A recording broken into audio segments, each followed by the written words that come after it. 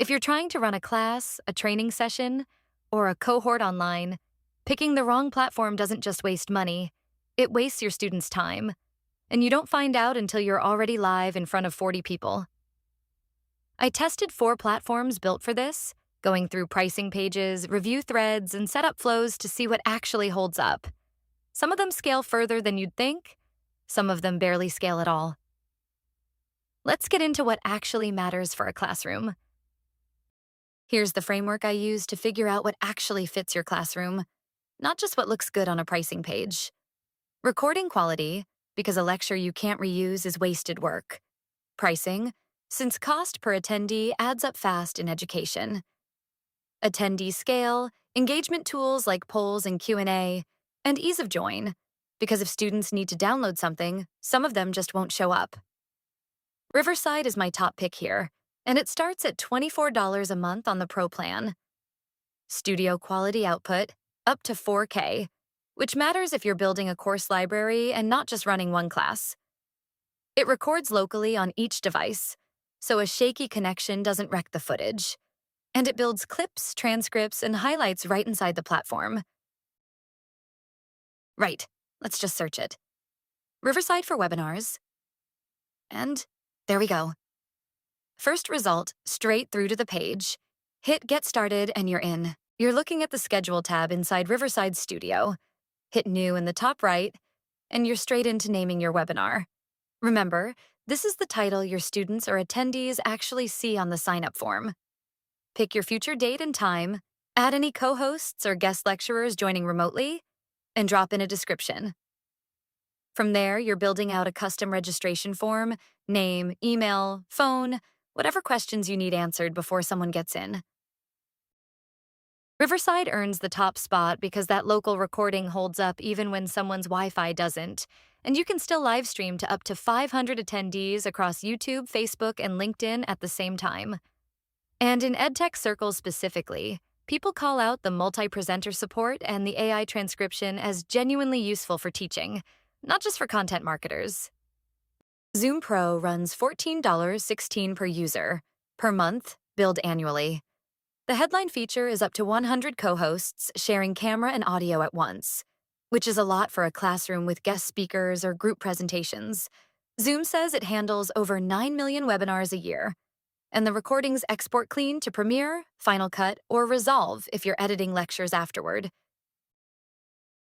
You start at zoom.com, click into your account in the top right, and sign in. On the left side, the Webinars tab shows every upcoming session you've already got scheduled. In this case, one sitting there ready to go. From there, you hit Schedule a Webinar on the right, and you're straight into naming it. In this case, something like a 5-figure webinar training. Zoom's honest weak spot is that it prioritizes live stability over recording quality.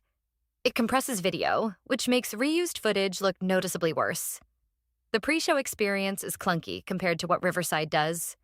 And that $79 webinar plan actually needs a separate $15 workplace subscription on top, so you're closer to $94 a month in practice. Livestorm charges $3 per attendee on the Pro plan. Big selling point. No downloads for attendees, they just click a link and they're in, which is exactly what you want with students who aren't tech-savvy. Unlimited free replay storage too, plus unlimited team members on the account. It's built around registration pages and CRM tracking more than production value. You're inside the event room on the poll tab. Click Add Poll, then New Poll, and you're typing your question straight in with the multiple choice answers going under options underneath it. Once it's built, you get the choice to launch it live to whoever's in the room right now, or save it as a draft and publish it later in the session.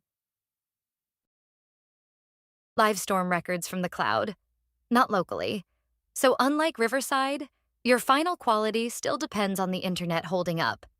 One detailed account describes a high-stakes session with audio dropping out and registration emails failing to send, which is a genuine problem for a live class. And pricing climbs fast as your attendee count grows. Webinar Jams trial is $1 for 14 days on the basic plan. It leans hard into automated email and SMS reminders, which genuinely helps attendance.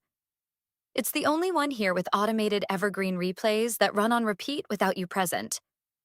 And it's got hundreds of integrations across CRMs and email tools, more than Zoom offers. You're on the Basic Configuration tab, and the first move is clicking the little pencil icon to edit the webinar name. Here, it just gets renamed for a test run. From there, you set the language and then decide whether this session should show up as available on demand afterward, which is really about controlling how it lives on after the live event ends. Webinar Jam caps out at 2 hours on the basic plan, which is a hard limit for anything longer than a short lecture. And you only get 2 hosts on that tier versus the 100 co-hosts Zoom allows. It's built for a sales webinar, not a classroom with rotating presenters. Across all of this, the thing that keeps coming back is Riverside's local recording. It's the one real technical edge none of the others match. Combine that with genuine engagement tools and AI repurposing built in, and it wins on exactly the criteria that matter most for turning a class into something reusable. Let me know in the comments what you're actually teaching or training. It'll help me point you at the right pick. If this helped you sort through the noise, like it and subscribe. I've got more of these coming.